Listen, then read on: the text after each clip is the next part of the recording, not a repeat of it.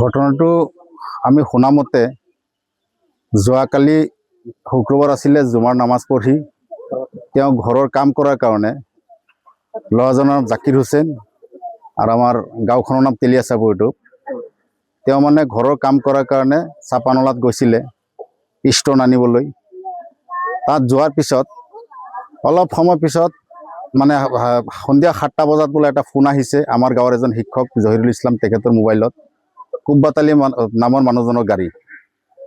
তাৰপিছত ইয়াৰ পৰা মানুহ গৈছে, মানুহ যোৱাৰ পিছতে পুলিচে আপোনাৰ কৈছে যে এতিয়া আপোনালোকে যাকগৈ, আমি আপোনালোকে ৰাতিপুৱা আহিব, তাৰপিছত আমি জনাই আছোঁ।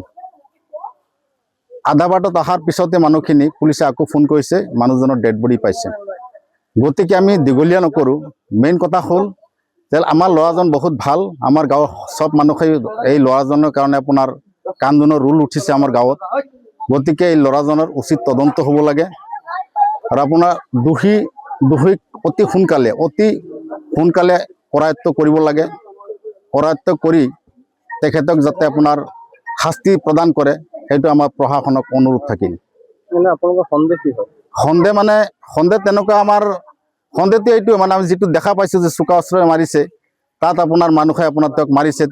কি হৈছে নহৈছে সেইখিনিতো আমি নাজানো, কিন্তু মানুহজন গৈছে ভাল, ইয়াৰ পৰা গৈছে আপোনাৰ পাথৰ আনিবলৈ, তাত গৈ আপোনাৰ মানুহে মাৰিছে। গতিকে আপোনাৰ সিহঁতে মাৰিছে, যিসকলে মাৰিছে তেখেতক আপোনাৰ কৰায়ত্ব কৰিব লাগে সোনকালে।